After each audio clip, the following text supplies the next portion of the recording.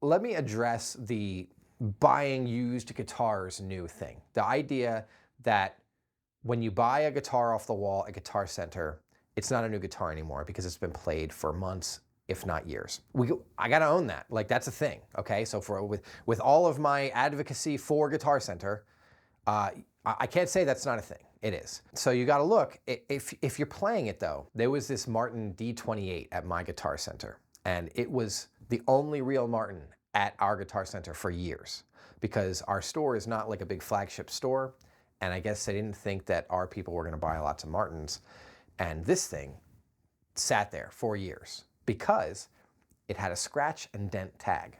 So it was cheaper. It was actually less expensive than Martin D28.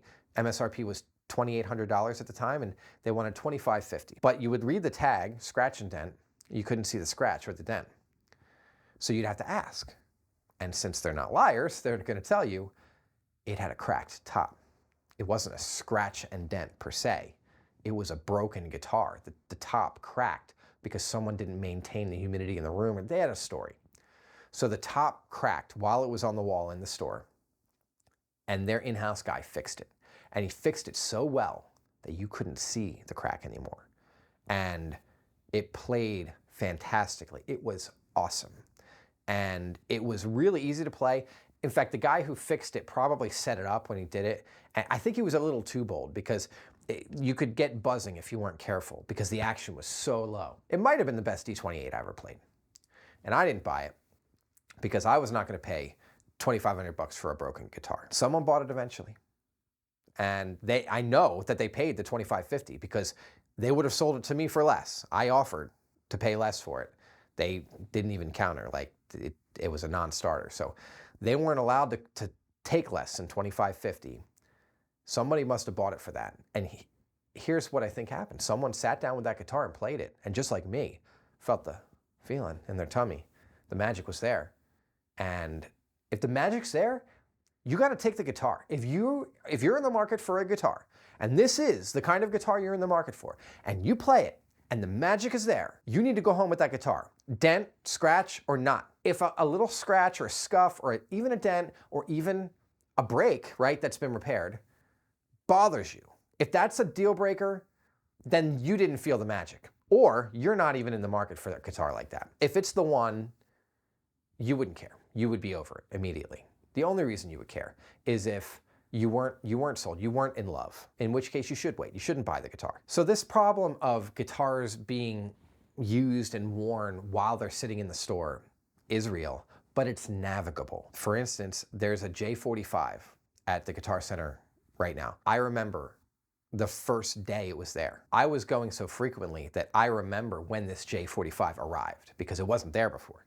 And it was brand spanking new on the wall. I played it. I loved it. I really wanted it. I wanted the guitar, but I was not in the market for an expensive guitar, and I wasn't in the market for a J45. I didn't know that much about the sloped shoulder thing. I was more of a Martin square shoulder kind of person, but it haunts me. The experience of playing that guitar and feeling the feeling in my tummy and falling in love with it, it haunts me. It played well. It sounded great. I wanted to own that guitar, and it's still there. It's been years. It's still there. So I actually played it the other day, and I did a little video. I don't know if you'll have seen it yet or not, but the strings were dead, so it wasn't a good demo. It's not the same. I'll tell you what. It's scratched up, not bad. It's obviously been played a lot. I'll buy it.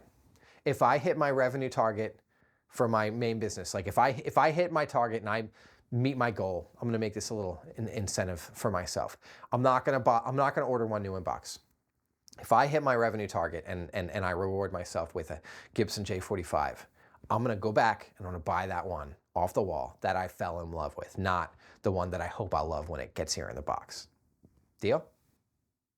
Otherwise, I guess I'm a hypocrite. So get back to Guitar Center, give them a chance, be wise with how you spend your money, but just this whole thing that you might have in your heart where you're like mad at them, or you like hating on them, or you're getting on the bandwagon of hating on them, just let that go, okay? That doesn't help us. It doesn't help you. Give them a chance, help them by supporting them. Please, I don't want to lose my guitar shop. If you'd like me to make a video about any of the stuff I've talked about or the stuff you see behind me, let me know in the comments. I'll definitely do it for you. And enjoy your guitar. And until we talk next, don't forget the whole point of guitars, which is music. So go out there and make music that makes people happy in public. Please do it.